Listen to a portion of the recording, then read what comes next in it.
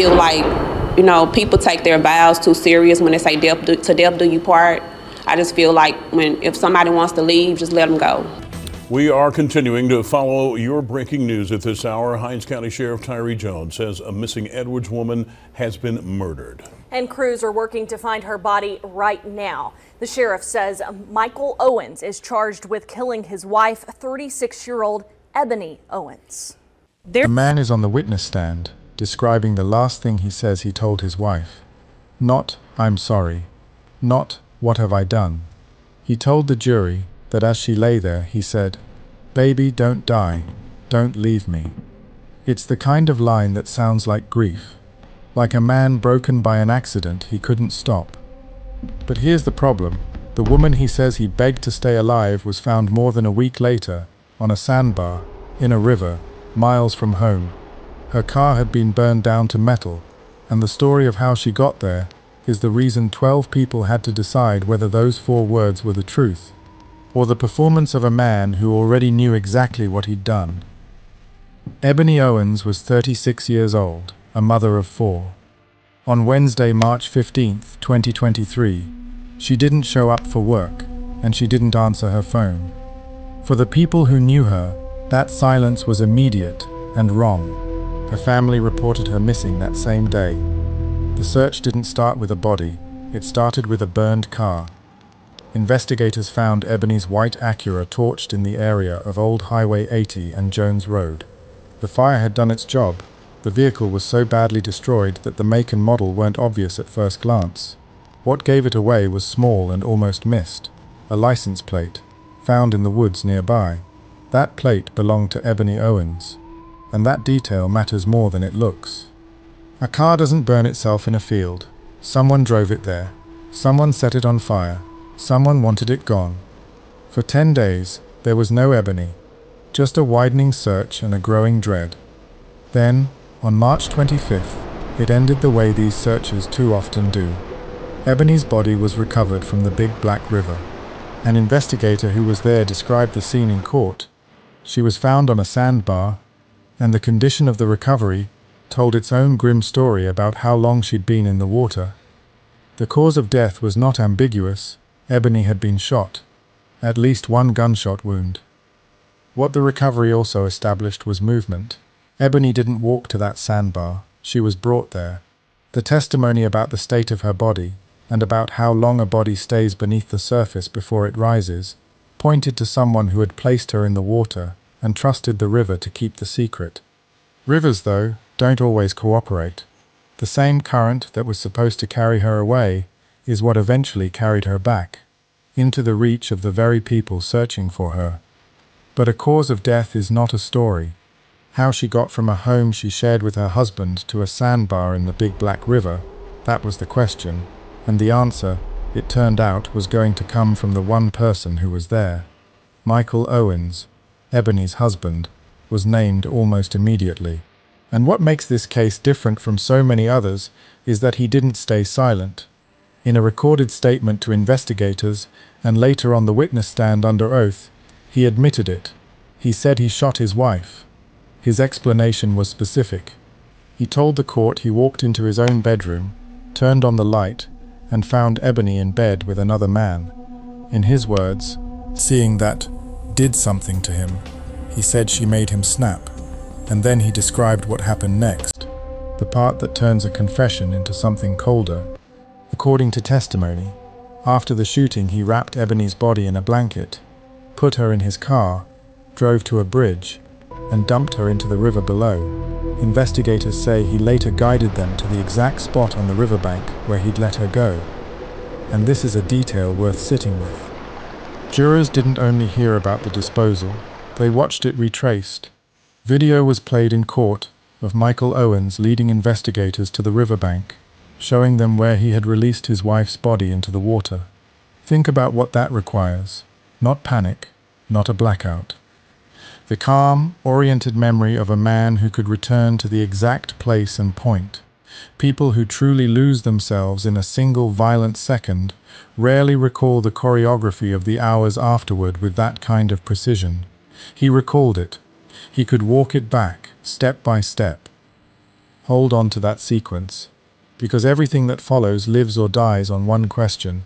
Does that sound like a man who snapped, or a man who was cleaning up? Prosecutors built their case on the space between what Michael said and what the scene showed. Start with the car again. It wasn't just abandoned, it was burned, and investigators found a gas can nearby. A gas can is not something you grab in a blind, unthinking rage. A gas can is a decision. Then there were the documents.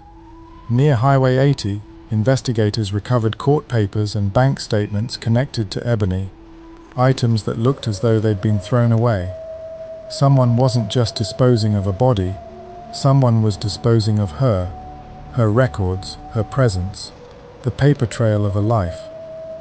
Inside the couple's home, authorities said they seized rifles and magazines, along with a bloody blanket and clothing, and on a bridge, the kind of place you'd drive to, deliberately, in the dark, they found blood that DNA testing matched to Ebony Owens, along with shell casings. Each of these, on its own, might be explained away. Together, they sketch a chain of actions: transport, disposal, destruction, concealment, that all happened after the trigger was pulled. And none of them are the actions of a moment, they're the actions of an aftermath, a managed one. What made the state's case so difficult to dislodge was that it didn't rest on his word at all. He could have said nothing, and the physical evidence would still have spoken. Blood on a bridge doesn't need a confession to be tested, and when it was tested, it came back matching Ebony. Shell casings don't need a motive to be counted. A gas can beside a burned car doesn't need a backstory to raise a question. His confession explained the how, but the forensics are what turned his own account against him, because they matched a sequence of deliberate acts, not the chaos of a single, uncontrollable moment. When Michael Owens took the stand in his own defense, his account went one step further than rage. He didn't only say he snapped, he said he was afraid. He testified that Ebony was reaching for her own gun, that he feared for his life. Self-defense. And this is the fulcrum the entire trial balanced on. His attorneys argued this was a crime of passion, a killing that happened in the heat of a single, overwhelming moment, and that there simply wasn't enough evidence to prove he planned it in advance. Under the law, that distinction is everything.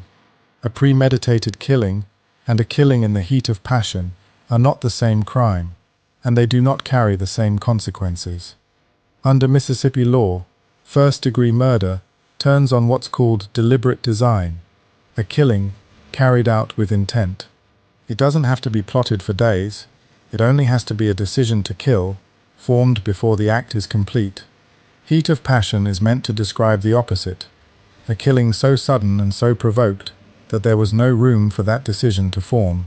The trouble for the defense was that deliberate design doesn't vanish just because an act may begin in anger, and everything the state placed in front of the jury, the drive to the bridge, the fire, the gas can, the discarded records, spoke to a mind that kept making choices long after the first one. Then there's the arson itself. Burning a car is not part of a killing, it's part of hiding one. In a courtroom, that kind of act carries a name: consciousness of guilt. There's also the story at the center of his defense, the man he says he found in his bed. That claim did a great deal of work. It supplied the provocation, the reason to snap, the emotional core of the crime of passion argument. But a provocation only softens a killing if the jury believes it unfolded the way it's told, and if the response fits the moment. Even taken entirely at face value, discovering infidelity is a reason for a marriage to end. It is not, under the law, a license to kill, and it does nothing to explain a burned car or a body lowered into a river. The jury was asked to accept the trigger. They were never given a reason to accept everything that came after it. So the jury was left with two irreconcilable pictures of the same man. In one, he's a husband, ambushed by betrayal, acting on instinct, then paralyzed by what he'd done. Baby, don't die. In the other, he's a man who, in the minutes and hours after firing that shot, calmly wrapped a body, drove it to a bridge, dropped it in a river, torched a car with a gas can, and scattered her documents by a highway. One of those pictures is a man who lost control. The other is a man in control the entire time. The jury only got to believe one. Here's what the defense could never quite close. If you truly snapped, if the world went red for one unthinkable second, the horror comes after. You call for help. You call the police. You fall apart. What you don't typically do is execute a multi-step plan to make the person and the evidence disappear. The gas can knew what happened. The bridge knew. The discarded bank statements knew. Long before any jury heard a word, the scene had already told a story. And it wasn't the story of a man begging his wife not to die. So when he said those 4 words on the stand, "Baby, don't die," the question in that courtroom wasn't whether he felt something. It was whether those words were spoken to Ebony that night, or to the 12 people who would decide his future. And there's the silence to reckon with. For roughly 10 days, an entire community searched. Family, deputies, volunteers moving along highways and waterways, holding on to the hope of finding Ebony alive. Through all of it, the one person who could have ended that search said nothing about where she was. He reportedly spoke instead about how marriage isn't easy. He did not, in those days, lead anyone to the river. That came only later, after the evidence had already begun to close around him. By the time the case finally reached a courtroom, more than 2 years had passed. 2 years in which 4 children grew up without their mother. 2 years in which a confession sat beside a defense, waiting for 12 people to decide which one the evidence actually supported. Trials like this aren't really about whether something happened. Michael Owens admitted the shooting. They're about meaning, about whether the law would call this a tragedy that overtook a man, or a decision a man made and then worked to bury. On September 8, 2025, more than 2 years after Ebony was pulled from the Big Black River, the jury gave its answer. They rejected the self-defense claim. They rejected the crime of passion argument. Michael Owens was found guilty of first-degree murder and third-degree arson. Hinds County Circuit Judge Faye Peterson sentenced him to life in prison on the murder charge, plus 3 years for the arson, to be served at the same time. But it was something the judge said before handing down that sentence that stayed with the courtroom.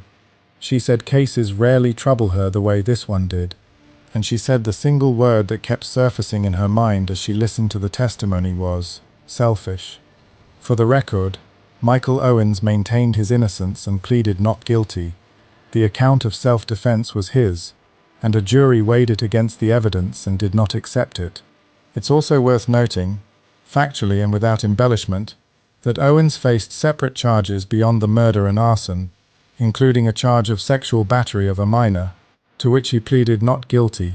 The resolution of those particular charges is not clearly reflected in available public reporting. What is settled is the conviction for Ebony's murder. Ebony Owens was a mother of 4.